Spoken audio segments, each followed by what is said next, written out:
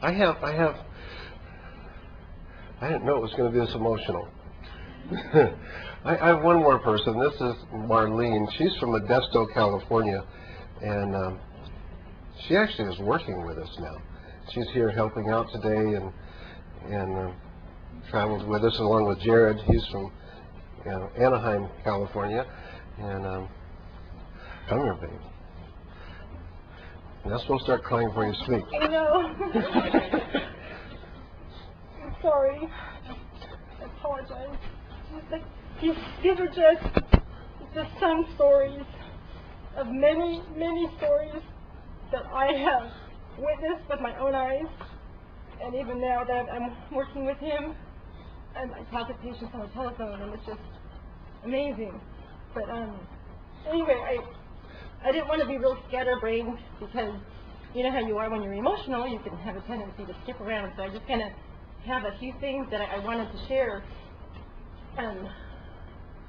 after I gained my composure. You didn't take notes, did you?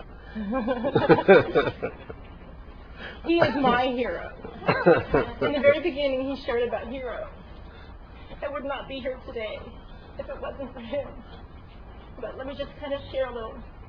I started developing symptoms January of 1986.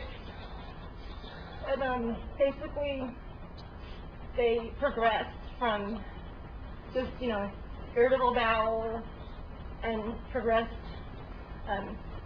kind of like all through my abdomen, intestines, then progressed up migraines. I used to have everything in my house dark. I would wear sunglasses, and I would tell everyone not to make a sound because it hurt so bad.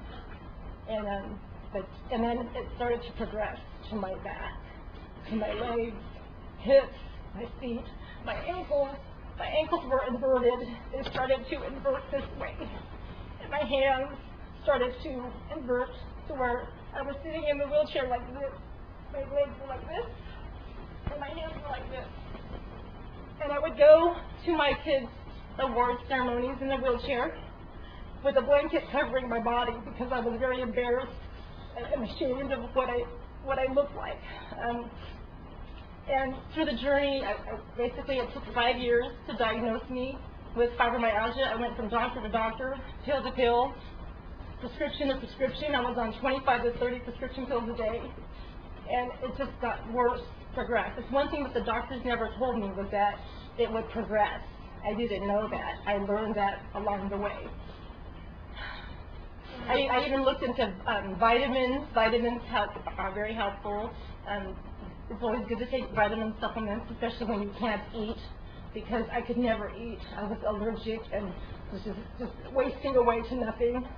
I even went into vitamin injections. I was injecting myself with vitamins because I thought that would help me. I wanted my husband to help me, but he said, "Get that needle away from me, I can't do that." And I would go sneak in the back bathroom, and I would inject myself with vitamins, hoping that it would give me some sort of energy or relief of some kind. But I felt like I was dying, and I cried out to God so many nights to just literally, I can't live like this. Take me home. I can't live this way. I'm not a wife. I'm not a mother. I'm worthless. I can do nothing. I can do nothing. But basically, I did. I went from a cane to a walker to a wheelchair, and then for my birthday last year, February 2006. I was very blessed to get a motorized scooter, and so I can, get around the house a little bit more. But after years of prayer, I finally found the website. I mean, I would go on to the internet. I don't know, probably as many of you go online and type in fibromyalgia and search, Google it out. When I first started looking, there was 0 results, none. And then this one particular night, I remember laying there, and I typed it in and just prayed, God, let there be something. And my family was watching a movie. I literally felt like I was dying on the couch. I was all bundled up in a sleeping bag, and I had my laptop, and I was sideways. And I remember I typed it, and I just closed my eyes and said, please, let there be something. And then that's where I found the website. I found them. I listened to the lecture and just cried the whole time. I had been disappointed over and over and over by many, many doctors, spent tons of money. They just robbed me of so much of my life. 20 years into the illness is half of my life. And, but anyway, I'm just so grateful. But basically, the next morning after watching the video, I remember I told my husband and my children and my brother, I said, I think I found something. I want you all to watch this. So we sat at the kitchen table, watched the video, and my husband was very skeptical. I was still very skeptical, but I knew that there was something there, And I have a friend, and she is on the website. Her name is Tanya. And we knew each other because our daughters were friends, but they went to the same school, and we used to sit in the gymnasium in the very back in our wheelchairs together, watching our kids getting their awards, and then we would quietly leave. You know, you don't want to socialize with people, so you just quietly leave. Well, I shared with her this website. I wanted to go with her. Well, she actually went before me. She had called me up and said, I have an appointment already, I'm leaving next week. And I was really disappointed because I really wanted to go with her, but I was still too skeptical.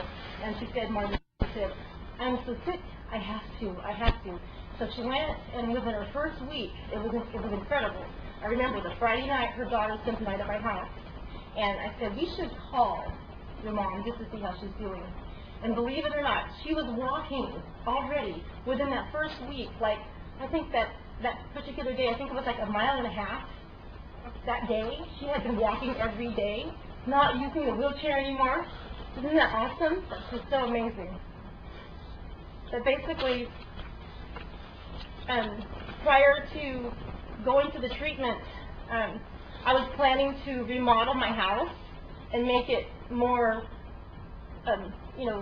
more accessible for my scooter, for my wheelchair. And because of him, thank God, because of him, I didn't have to do that. I don't have to do that at all. So, anyway, it's just awesome. There's so much to say, but, now it's like, after the treatment, I can actually outwalk my kids. I have a 10-year-old, a 13-year-old, and they'll say, Mommy, I need to sit down. Come on, let's go shopping. Come on, let's go do this. And there was a time where my daughters, they never knew me well. I was always sick, and I used to feel horrible. What am I doing being a mother? I can't even take care of my own kids. And I remember this one particular time, my daughter, 5-year-old at the time, she said, Mommy, you need to eat. You haven't eaten. She said, I'll make you something. She made me a peanut butter and jelly sandwich and hand-fed me a peanut butter and jelly sandwich. And now it's so wonderful because they keep wanting me to make Filipino chicken adobo, and they want me to make Mommy's best mashed potatoes, and so it's just amazing. It's just incredible. So Doc is my hero. So God, he's an awesome man, and he's giving me my life back again. And so there really is hope. There truly is hope for fibromyalgia sufferers, and I just really encourage you that if you have anyone, just you, family, friends, and if you're here just to educate yourself, keep his information, because you'll never know when you run into someone. I feel like I found like a diamond in the rough, so to speak. Very rough. So anyway, I love you. I'm forever grateful to this man.